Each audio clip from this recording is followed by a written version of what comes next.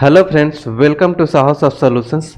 दोस्तों, जैसा कि सीरीज के पिछले वीडियो में हमने एट्रीब्यूट बाइंडिंग के बारे में देखा कि एट्रीब्यूट बाइंडिंग क्या होता है, कब हमें एट्रीब्यूट बाइंडिंग करना चाहिए और उसका सिंटेक्स क्या होता है। अगर आपने नहीं देखा है तो एक बार जरूर विजिट करिए इस सीरीज के पिछले वीडियो को, जहां पर हमने एट्रीब्यूट बाइंडिंग के बारे में बहुत ही डीपली बताया है। और आज की वीडियो में हम देखेंगे स्टाइल बाइंडिंग के बारे में कि किस तरीके से हम स्टाइल को बाइंडिंग करते हैं, मतलब किस तरीके से किसी भी एलिमेंट का स्टाइल को हम डायनेमिकली चेंज कर सकते हैं। हालांकि आपने डायनेमिकली चेंज करना सीख रखा है डायरेक्टिव में, हमने आपको एनजी स्टाइल भी बता रखा है जहां पर आप स्टाइल को चेंज कर सकते हैं, लेकिन बाइंडिंग का सिंटेक्स क्या होता है, किस तरीके से आप किसी भी एलिमेंट के स्टाइल को बाइंड कर सकते हैं। देखिए, स्टाइल बाइंडिंग भी आपका वन वे डेटा बाइंडिंग है। वन वे डेटा बाइंडिंग में कंपोनेंट टू व्यू है, तो अगर किसी भी एलिमेंट के स्टाइल को हम कंपोनेंट मतलब टीएस फाइल पर डिपेंड करा दें, किसी वेरिएबल पर डिपेंड करा दें, मतलब कि अगर वेरिएबल से चेंज हो रहा है तो इसका मतलब कि उसका आप डायनेमिक कर सकते हैं, किसी कंडीशन बेस पर अलग अलग वैल्यू भेज सकते हैं। अगर एचटीएमएल पर कोई स्टाइल लिखते हैं तो स्टैटिक होता है, हर बार वही अप्लाई होगा। लेकिन हम किसी वेरिएबल पर डिपेंड कराते हैं किसी के स्टाइल को, तो मतलब वो डायनेमिक हो जाता है, किसी कंडीशन के बेस पर उसको चेंज कर सकते हैं। तो उसको हम बोलते हैं बाइंडिंग। और बाइंडिंग हम तब कर पाते हैं जब स्टाइल बाइंडिंग आपको पता हो। और ये बाइंडिंग कौन सा है? वन वे डेटा बाइंडिंग है। वन वे डेटा बाइंडिंग में कौन सा बाइंडिंग है? कंपोनेंट्स व्यू, मतलब कंपोनेंट्स का डेटा आएगा, व्यू पर बाइंड होगा। तो चलिए ले चलता हूँ प्रोजेक्ट में आप लोग को और अच्छे से आप लोग को इसका प्रैक्टिकल करके दिखाता हूँ। तो देखिए, ये आपका वही प्रोजेक्ट है जहाँ पर हमने पिछले वीडियो में एग्जाम्पल किया था, जहाँ पर एट्रीब्यूट बाइंडिंग का एग्जाम्पल किया था। देखिए, सपोज करिए कि हमारे पास एक बटन है, कुछ भी ले सकते हैं, बटन है, मैंने लिख दिया क्लिक मी, और यहाँ पर मैं लिखता हूँ स्टाइल, और स्टाइल लिखकर मैं यहाँ पर लिखता हूँ बैकग्राउंड कलर रेड। तो ये क्या हो गया? नॉर्मल, मतलब स्टैटिक आपने रेड किया। जब भी आप जितना बार रिफ्रेश करेंगे, जब भी रन कराएंगे, किसी कंडीशन में रन कराएंगे, तो इसका बैकग्राउंड कलर हमेशा रेड ही आएगा। देखिए, रेड दिख रहा है। आप रिफ्रेश करिए, चाहे कुछ भी करिए, कोई वेरिएबल चेंज करिए, हमेशा रेड आएगा, क्योंकि आपने स्टैटिक लिख रखा है। इसी को अगर हमें डायनेमिक करना हो, किसी वेरिएबल पर डिपेंड कराना हो किसी स्टाइल को, तो कैसे करेंगे? जैसे देखिए, जैसे मैंने बी आर टैग लिया और यहाँ पर एक दूसरा बटन लेता हूँ, या फिर मैं इसी बटन को कॉपी करके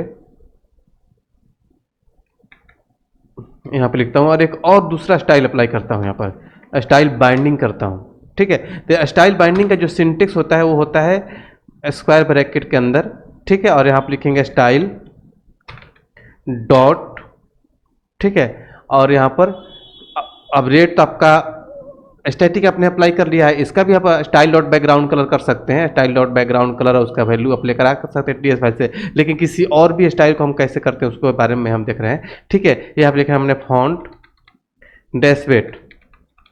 ठीक है, तो ये क्या हो गया आपका बाइंडिंग। और इसका फॉन्ट वेट अगर आप हम यहाँ पर चेंज कर दें, ठीक है, यहाँ पर हमने लिख दिया बोल्ड, तो देखिए यहाँ पर ये कोई वेरिएबल मांगेगा। ठीक है, क्योंकि आपने स्क्वायर ब्रैकेट के अंदर रख रखा है। ठीक है, इसी तरीके से इसको भी स्टाइल डॉट बैकग्राउंड कलर, ठीक है, जैसे देखिए मैं दिखाता हूँ आपको, इस तरीके से भी इसको भी कर सकते हैं। मैं आप लोग को सब कुछ स्टेप बाई स्टेप दिखा जैसे मान लीजिए हमने लिख दिया है style dot background colour, background dash colour. ठीक है, और यहाँ पर मैं लिख दूँ क्या? देखिए, यहाँ पर कोई वेरिएबल का वैल्यू मांगेगा, तो आप वेरिएबल यहाँ से लेकर आ सकते हैं कलर।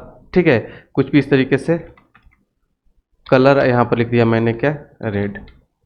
ठीक है, और इस कलर को आप डाल दीजिए कॉपी करके, ठीक है, और यहाँ पर डाल दीजिए सेव।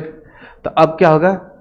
ये रन करेंगे तो ये रेड हो गया। ठीक है, तो ये भी रेड हो गया, ये भी रेड हो गया। तो मतलब क्या हुआ? अगर आप मैं यहाँ पर कलर चेंज कर दूँ किसी कंडीशन के बेस पर, इसका मान लीजिए कि ब्लू हो रहा है। ठीक है, तो सपोज करिए हमने यहाँ पे इफ इस कंडीशन लगा रखा है कि इस कंडीशन में ब्लू हो, इस कंडीशन में रेड हो जाए, तो क्या हो जाएगा? डायनेमिक। लेकिन ये कभी चेंज नहीं होगा। ठीक है, इसका तो मैंने कलर का वैल्यू ब्लू करे तो ब्लू हो जाएगा। देखिए, ये ब्लू हो गया। इसी तरीके से और भी अगर इस पर अप्लाई करना हो एलिमेंट पर और भी कोई स्टाइल, तो कैसे करेंगे? देखिए, हम यहाँ पर क्या लिख सकते हैं? Style dot font dash wait.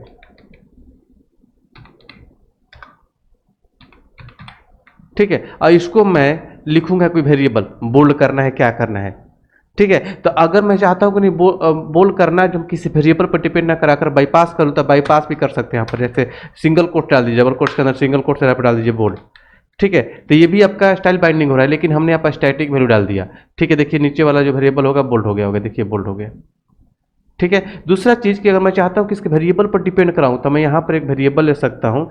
जैसे मान लीजिए कि हमने वेरिएबल ले लिया इज बोल्ड, ठीक है, और इक्वल टू इसमें डाल दिया मैंने ट्रू,